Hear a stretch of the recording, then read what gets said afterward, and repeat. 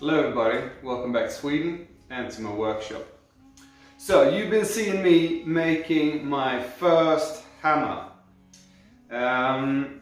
This was a really fun project. I've talked about that before, that I wanted to learn making hammers.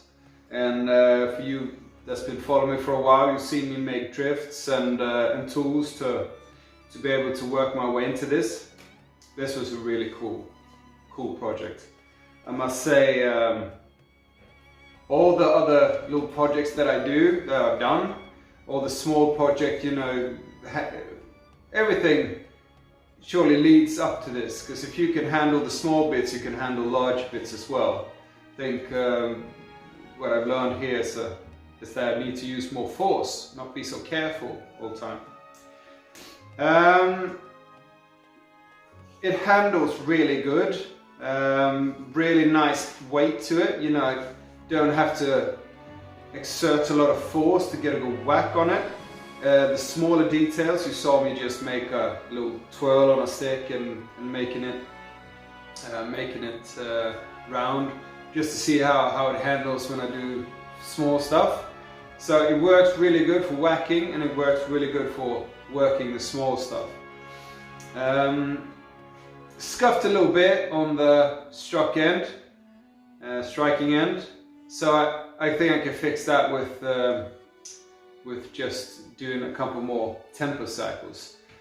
But I would call this a real success. I mean, other projects I've done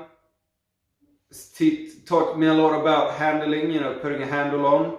This was repurposed handle. This came off an old sledge that's been in a barn for, you know, the last 50 years or something. So it felt pretty good being able to use that again. Wedging, haven't really had successful wedging before, and getting a good fit up here. So I think, you know, all the stuff that I've done before has led me up to this point. And it wasn't actually supposed to be a hammer. I was working on an axe, and I sort of took off too big a piece of what I wanted, and I thought, well, you know, dog's head hammer. This could be a dog's head hammer, because I was thinking about making a bigger axe, but I always want to do a dog's head hammer. I've been watching Sam Townes, if you know who that is, Sam Townes Bladesmith. He's on YouTube. Great guy and a great smith. He makes these, and first time I saw him make one, I was like, you know, I want to make one of those. That looks really cool.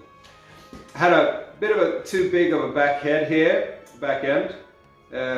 Sam was nice enough to give me some pointers, and he said you don't really need a large back here because you're not using it for anything. So essentially I could cut this off right here, but I sort of liked the look, and I thought to myself, I got to feel how it feels like.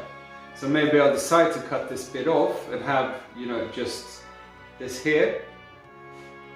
But I have to think about this. This is my first hammer, not my last. And I got to work with this a bit and just get to know it and get the feel of it.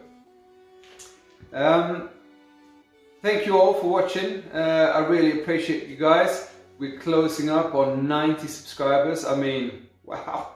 I didn't think that my meandering around the old shop here and ramble on about stuff, trying to learn this craft, it could be interesting to anybody, but obviously it is. So thank you all so much. I really appreciate it, and it makes me strive to give you guys more content to watch, and also to learn better, because I know you can feel right away when the project's not going 100%.